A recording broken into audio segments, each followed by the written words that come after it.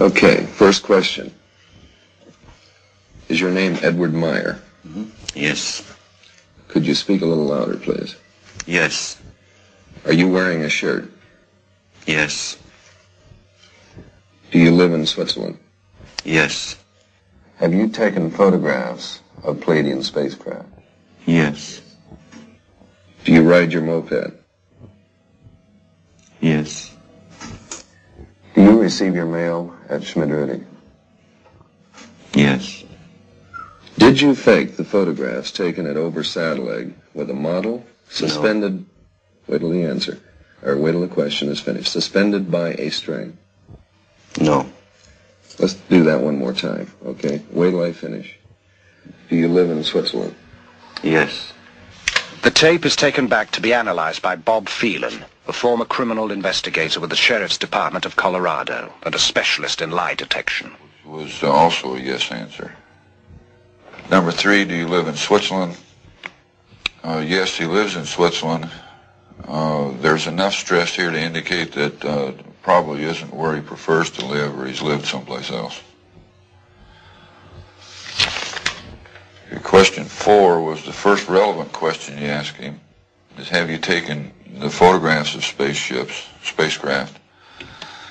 His answer was yes. He's being extremely forceful, though not deceptive. Mm-hmm.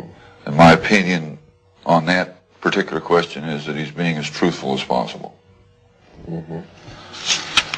Number 7 was the second relevant question you asked him, and he answered right on top of the question.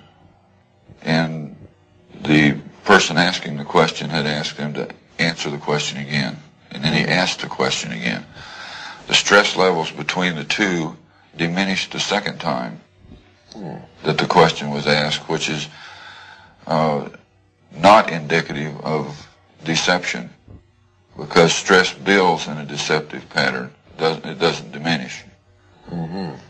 If it was a deceptive answer, the stress would then increase, not decrease.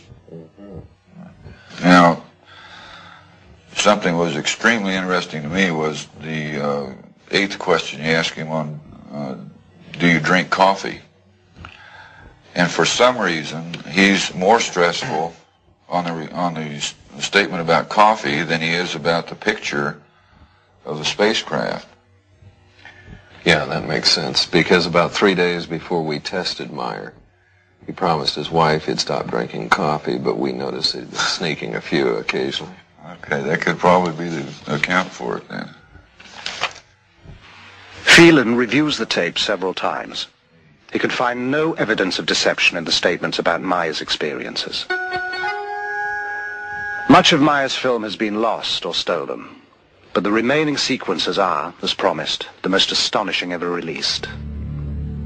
In one demonstration, the beam ship flies around a tree, which can be seen to sway in the backwash.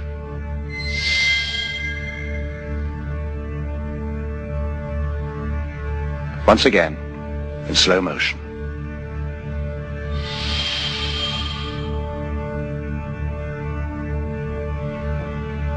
Even slower.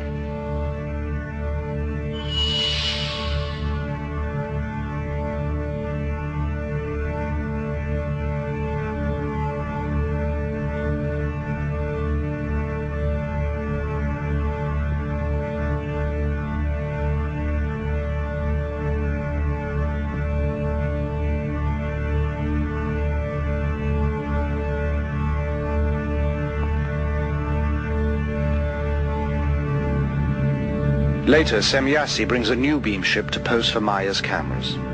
A variation quite unlike anything he has seen before.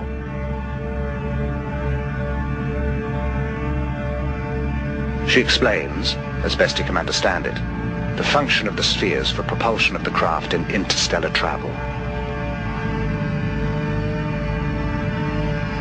The sound of the new beam ship shows marked differences to the sounds of the other variation craft. Meier tapes these as well.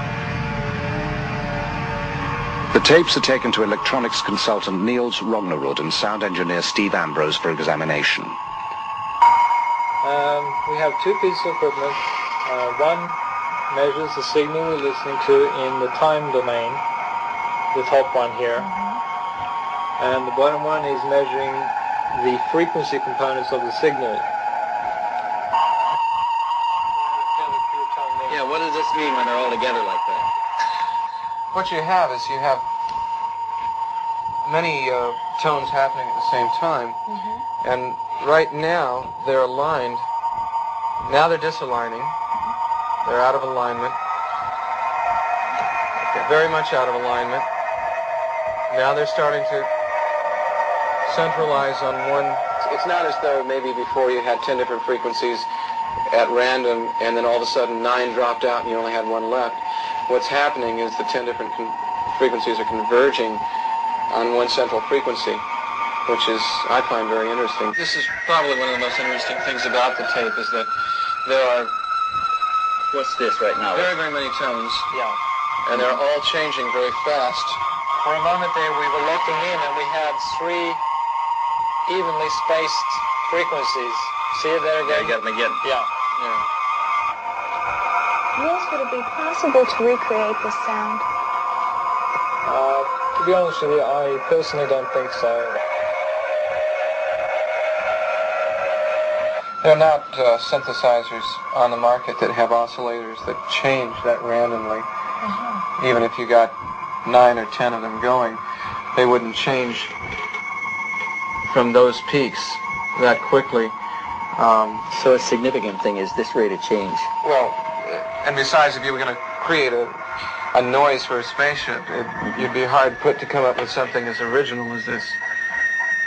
There's another alignment there.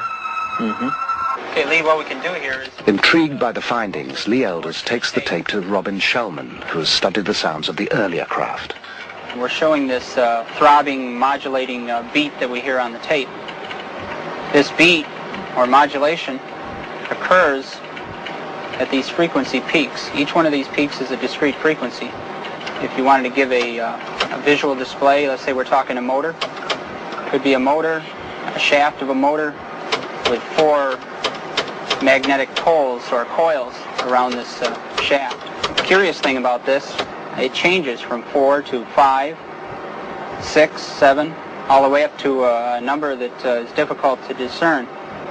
At a certain point, you're going to generate a certain amount of magnetism. And then later on, you want a stronger field. Well, you're going to select 8 fields. All right, now you're going to hear 8 pulses on the tape. And then later on, you want a stronger field. You can select 16, 32. Is there anything unusual about this? I would think it's highly unusual. I don't really see any application for it, with the exception of, like I say, either generating a magnetic wave of some sort for laboratory purposes or maybe in this case propulsion. Without ever having seen a picture of the new beam ship, Shellman has drawn a representation of the spheres and offered an explanation of their function. The tapes hold still another surprise. Also, another interesting point to note here is we have a steady, there seems to be a steady pattern all throughout all of this random signal. It seems to be a level change very steadily in around 5 to 10 cycles per second, which happens to be in the area of the natural magnetic resonance of Earth, also called the Schumann resonance. Is that significant in any way? It could be. It's just interesting to note the correlation there. The peculiar correlation is something strange. I mean, why would the correlation be there? Yeah. You can see it on the oscilloscope. Meier says the beam ships can ride the magnetic field of the Earth. Rognerud's findings seem to bear this out. Going back to computer models of previous beam ships, simulation of the revolving lights reveals a kind of pulsing that matches the varying frequencies. Analyst Jim Delatoso is convinced that the sound and light frequencies are related.